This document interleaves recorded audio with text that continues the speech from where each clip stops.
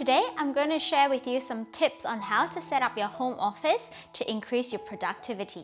Let's go!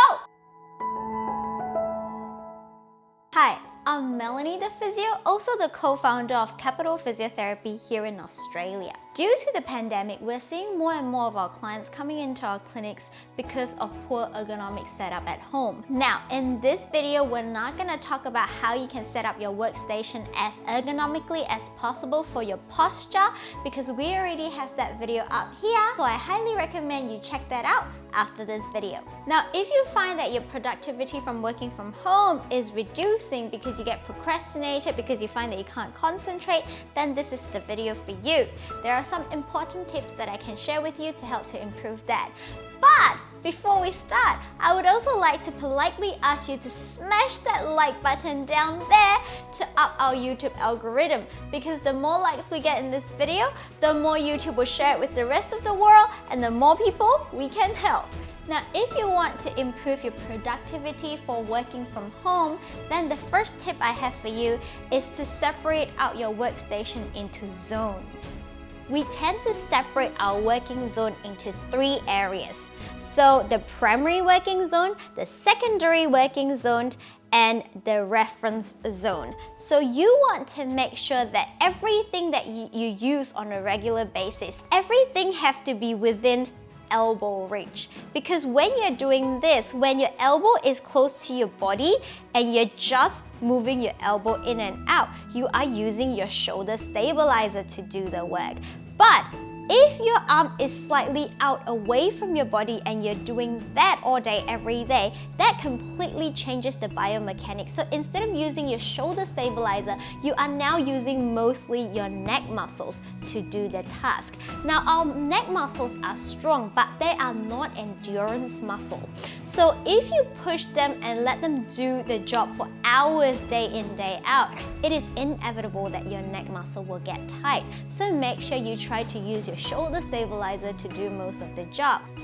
Now, things that you use it but not too often, maybe some documents or anything like that that you tend to need to reach it, then we go to our secondary zone. Now, the secondary zone, you can lift your elbow away from your body a little bit to reach to those areas, but those areas should be in the same level as how far your screen should be, and nothing further than your screen distance.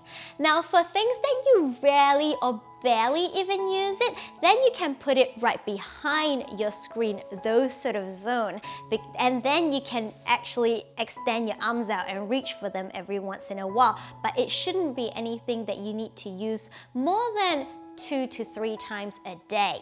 So setting up your workstation to as ergonomically as possible is important to help improve your efficiency of your work and also reduce a lot of your aches and your discomfort. But what I find most of my clients complain about is also the fact that there is no separation now between work and relax, because everything is just in that one area. So they find that they are working longer hours and they find that they couldn't fully relax even when they're at home because they are now working from home. So what I suggest is, if you have the space at home, to delegate one room specifically just for work, so then you can separate your work life and your casual life a little bit more, even though it's still in the same house, but there is areas in the house that you can fully just relax. If you do not have that space at home, maybe just find a corner that you delegate that this corner is for work and the rest of the house is not.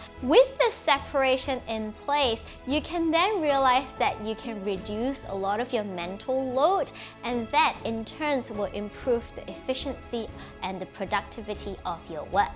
If you like this video so far, don't forget to smash that bell notification button right now, because we'll have a lot more fitness and health related topic coming up on a weekly basis. The next thing you need to think about is also the reflection of the screen. So if you're sitting very close to a window, it's not bad, but you need to understand that as the day changes and the daylight changes, the reflection to the screen sometimes will make it very hard for you to read. So when you have very high reflection on the screen, most people find it hard to focus, and what happens as a habit is they will lean their head forward to try to read everything that's on the screen. So if you can eliminate that factor by making sure that you're sitting in an area where it doesn't have too much reflection on your screen, that would significantly reduce the tendency of you trying to move your head forward so that you can read your screen. This will in turn help to improve your productivity at work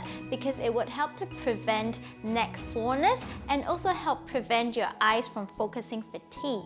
Now the next tip I have for you is regular stretches and exercise.